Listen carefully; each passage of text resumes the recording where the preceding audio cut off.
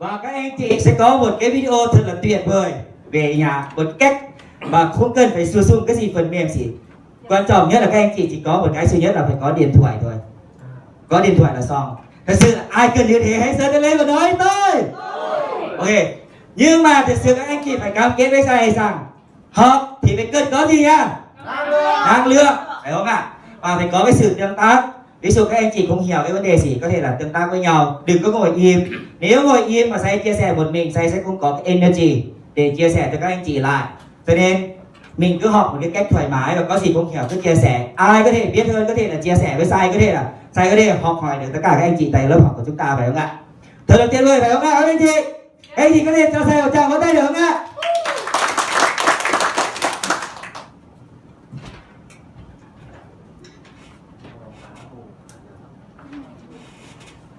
Mà trong lớp học của chúng ta thì ai đã từng làm một cái video rồi à? Hãy giơ tay lên nào.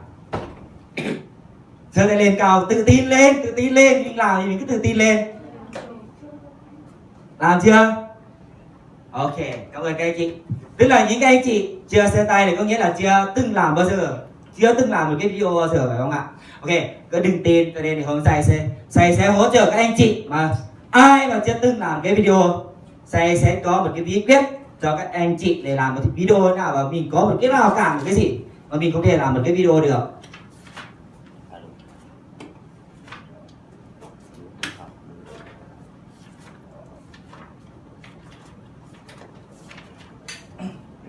Ok. Video hôm nay là mình nói một cái video selling.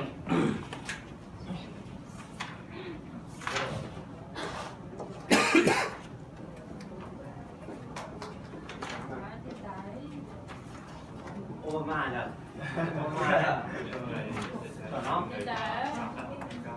Ok. Hôm nay mình sẽ học về vấn đề video selling. Video selling có nghĩa là một cái video bán hàng.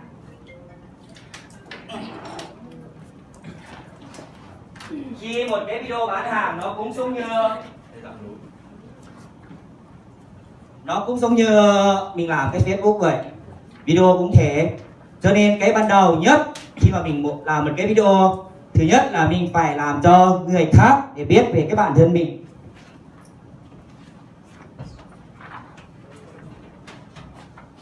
Thứ nhất phải làm cho khách hàng biết về bản thân mình trước nhé.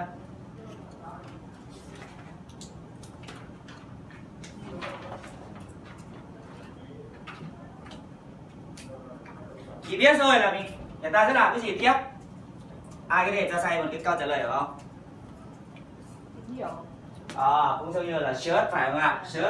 Search xong có thể là sau search xong thì có thể là người ta sẽ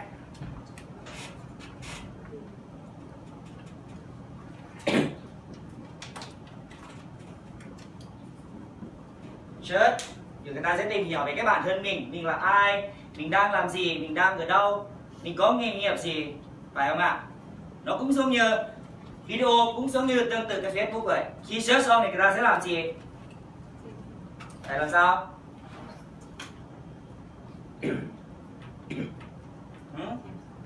Thử vấn thực tế. Cũng chảy nhá.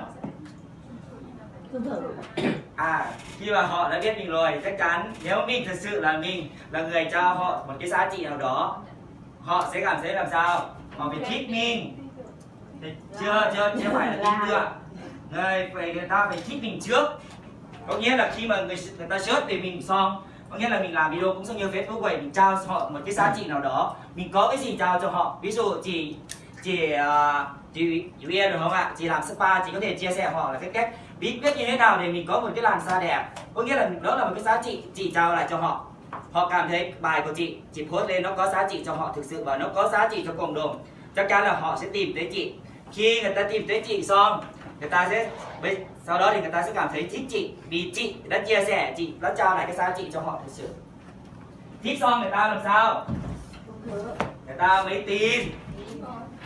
Hiểu không? Thích rồi là người ta mới tin mình về vấn đề là phải chuyên gia nhá.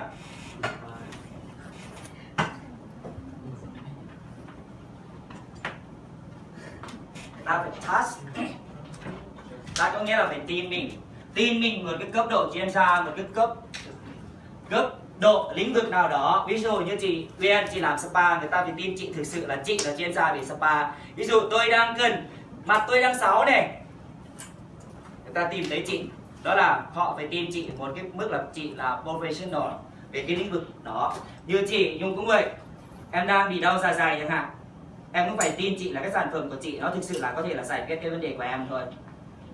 Nếu chị như mình học đã thầy Lộc cũng vậy, thầy Lộc đã nói với mình phải không, mình phải nằm trong đầu khách hàng ít nhất là 1 hay là với 3 thôi, đừng có quá nhiều quá. Ví dụ mình là 1 trong 3 nằm trong đầu khách hàng. Ví dụ họ đang cần một cái lĩnh vực nào đó, họ phải tìm mình phải cho khách hàng biết để mình khi thắt rồi làm sao họ mới làm sao họ mới mua.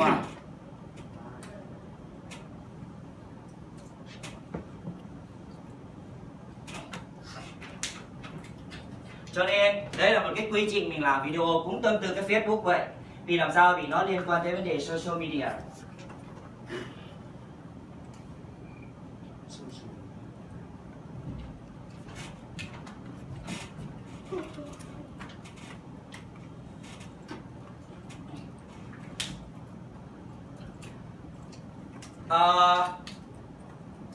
Ai trong lớp mình có thể chia sẻ là làm không để làm sao mình làm cho thế nào để khách hàng biết về vấn đề bản thân mình. Mình sẽ làm thế nào để cho họ biết về bản thân mình là ai, mình đang làm gì, mình có điểm mạnh cái gì, mình phải chia sẻ, phải không ạ? Chia sẻ những cái gì? Chia sẻ câu chuyện về bản thân mình, hay là có thể là chia sẻ về cái lĩnh vực mình đang làm. Như chị làm về cái Nuskin phải không ạ? Chị có thể là chia sẻ về bí quyết như thế nào để có thể là chị làm về cái máy để làm sao, đúng không ạ? Đó cũng là một cái cách để mình chia sẻ, mình trao giá trị lại cho họ. Khi mà họ biết về bản thân mình rồi, họ sẽ tìm thấy cái thông tin của mình. Như chị là ai, chị đang làm gì, nghề nghiệp của chị thực sự làm cái gì, hiện tại chị đang có, hay là chị đang cái kiểu là mình đang trao cái giá trị lại cho họ. Tới cái bước này có nghĩa là mình muốn là trong trường hợp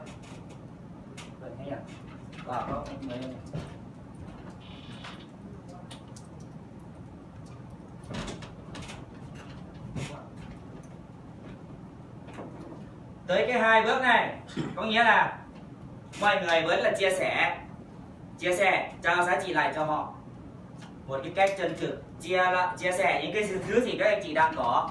Nhưng mà tới cái bước này, bước lái này, mình có thể bán hàng được chưa?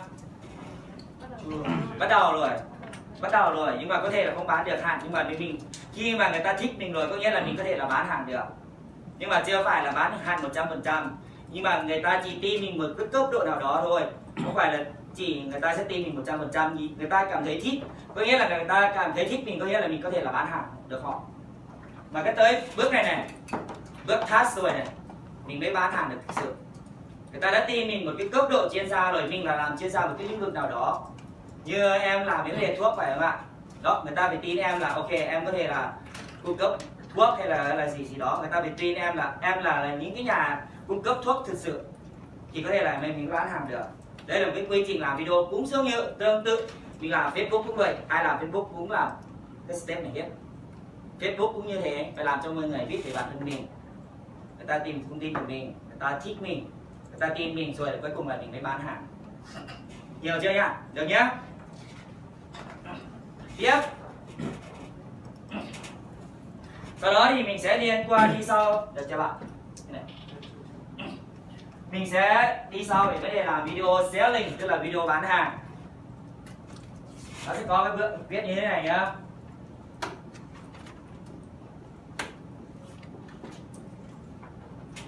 Sai coi cái kỹ thuật này là 4-4-2. Giống như là mình chơi đá bóng luôn rồi các bạn. Đôi gì?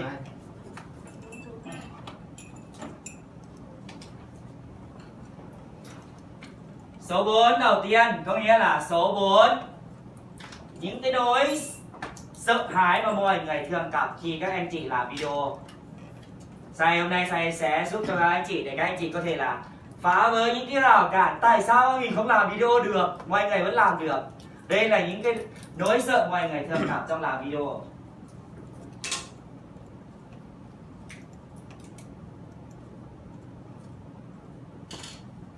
Còn số 4 tiếp theo có nghĩa là số 4 liên quan tới vấn đề kỹ thuật mà mọi người phải làm, phải đúng theo cái step của nó. Tức là số 4 mình số 4 điều mình phải làm.